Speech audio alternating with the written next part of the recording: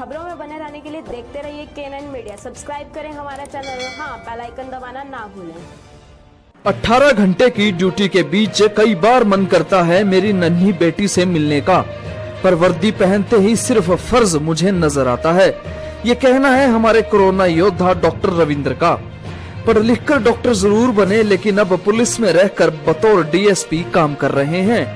इत्तेफाक से उनकी जीवन संगनी भी फ्रंट लाइन वर्कर हैं, जो डॉक्टर के रूप में कोरोना की महामारी से लड़ रही हैं।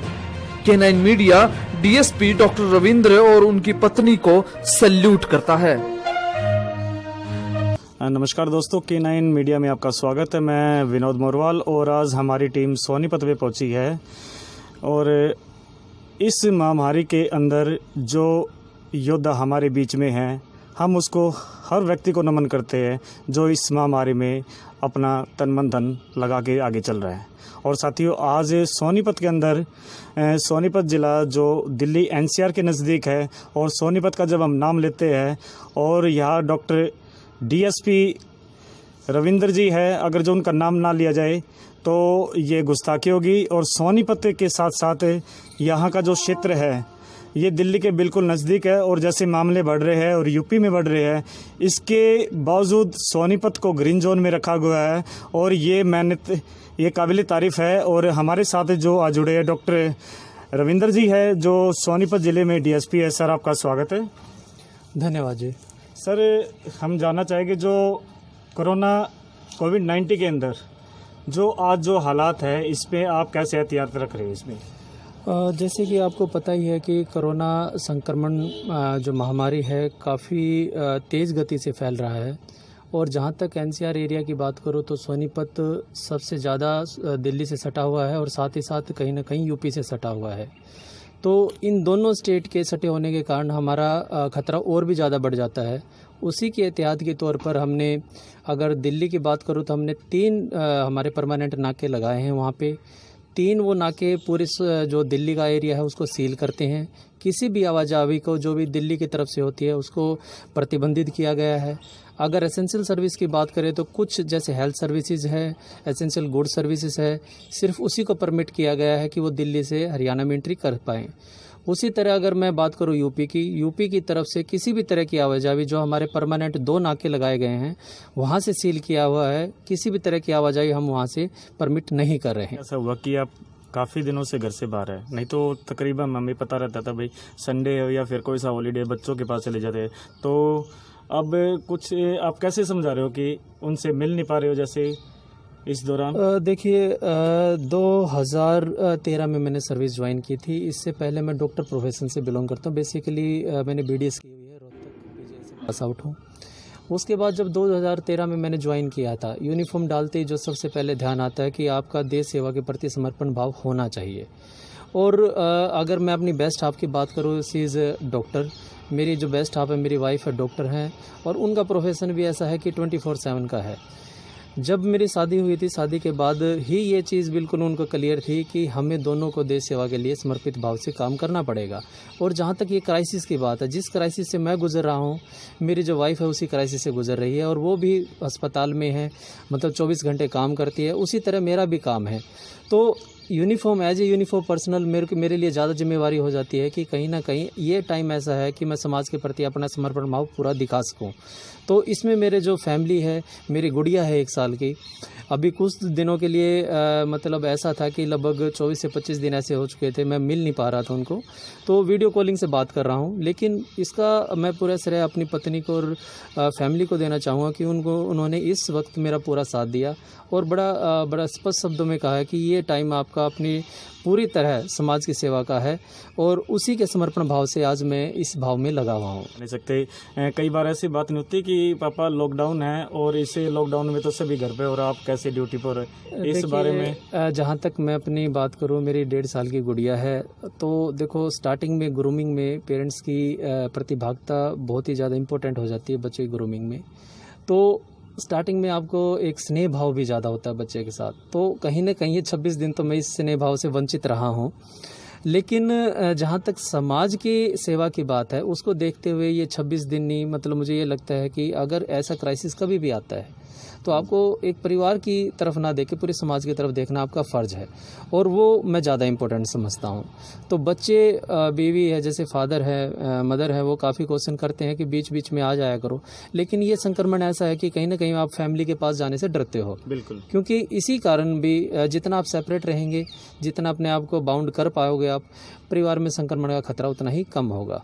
तो इसलिए मैं थोड़ा सा फैमिली से अपने आप को दूरी बनाया हूँ। 0 दौर चला हुआ है, और अब 20 के बाद जैसे थोड़ी बहुत जो छूट गई है, तो अब चैलेंजेस बहुत ज़्यादा हो गए, तो इसको सर आप कैसे इसको निपटाते सर? देखिएगा, अगर डाटा की बात करूं तो लगभग जो 26 दिन की डाटा की बात करूं तो ऑल ओवर हरियाणा में लगभग, जहां तक मैं समझता हूं, हमारे सोनीपत का स्थान बहुत ही उच्च होगा, क्योंकि लगभग 5073 हमने चालान किए हैं, जो कि एक बहुत बड़ी संख्या हो जाती है, जिसमें से 10.5 लाख जो चालान का मुआवजा है वो सबमिट हो चुका है, और लगभग 1.5 करोड़ का करीब ऐसा जुर्माना है जो अब तक सबमिट नहीं हुआ है।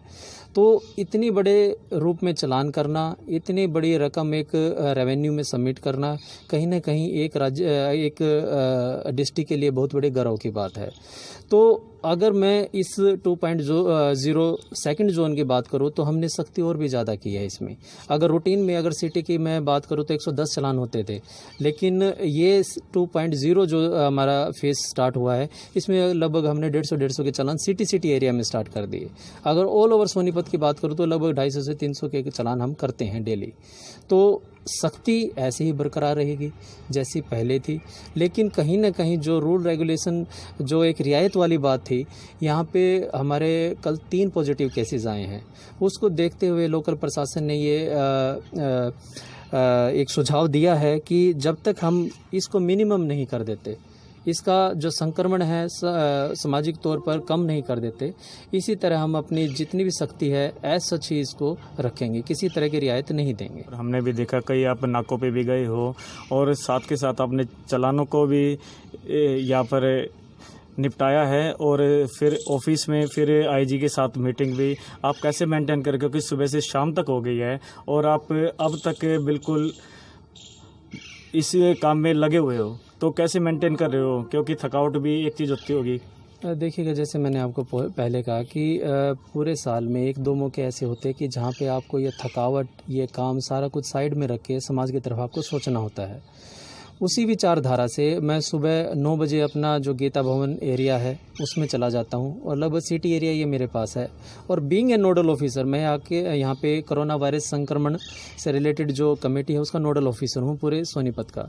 तो बीइंग ए नोडल ऑफिसर मेरी जिम्मेवारी और भी बन जाती है कि मैं हर नाके पे जाके, हर एरिया में जाके, जैसे एडीसी साहब के साथ मैंने खरखोदा सब डिवीज़न कवर किया है, गोहाना सब डिवीज़न कवर किया है। पर्सनली वहाँ पे एडीसी साहब के साथ विजिट करके सारे नाके को मिला जाता है, साथ में एसएचओ से डिस्कस किया जाता है भी किसी तरह की कोई परेशानी ना हो। और सिटी जैसे मेरे वर्क डिस्ट्रीब्यूशन में तो है ही, तो पूरे सिटी में मैं ये खुद इंश्योर करता हूँ कि हर नाके पे चालान हो, किसी भी तरह की आवाजाही बर्दाश्त किसी भी नाके पे ना हो। तो सुबह 9 बजे निकलना मेरे लिए मैंडेटरी है, तभी मैं इस पूरी की पूरी वर्किंग को कर पाता हूँ। लगभग 11 बज जाते हैं मुझे, क्योंकि आप ये मान के चले कि दिन में एक मीटिंग मेरी मतलब परफेक्टली होती है, और 2 बजे तक मैं चालान करवाता हूँ। उसके बाद अगर बीच में मीटिंग आ गई तो ठीक है, ना तो एक मीटिंग अगर 2 बजे के बाद आती है तो वो होती है।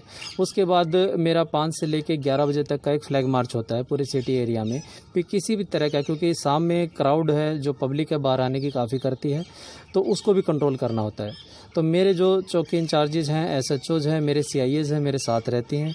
तो इवनिंग में मैं फ्लैग मार्च करता हूँ, तो लगभग 11 बजे तक का ये टाइम पूरा मतलब फील्ड में ही निकलता है। सर, कुछ हिदायतें जो परेशान हैं, जो सड़कों पे चलते हैं, कई बार नहीं मानते हैं, तो अब जो गाइडलाइंस जैसे आई है, बाइक पर एक ही चलना है या कार के अंदर एक है, तो कुछ गाइडलाइंस के बारे में बताइए ताकि हमारी जो जनता है वो मोटिवेट हो गई और रूल को वो फॉलो कर सके। देखिएगा, जैसे आप जानते हैं कि 20 अप्रैल को माननीय प्रधानमंत्री जी ने कुछ रियायतों की बात की थी, लेकिन उसको डिस्क्रिशन है जो पूरा का पूरा छोड़ा था लोकल एडमिनिस्ट्रेशन पे भी, वो डिसाइड करके अगर उनके एरिया में शांति है तो वो रियायतें दें, अगर उनके एरिया में वो शांति नहीं है तो कहीं ना कहीं प्रशासन उसको कंट्रोल करे।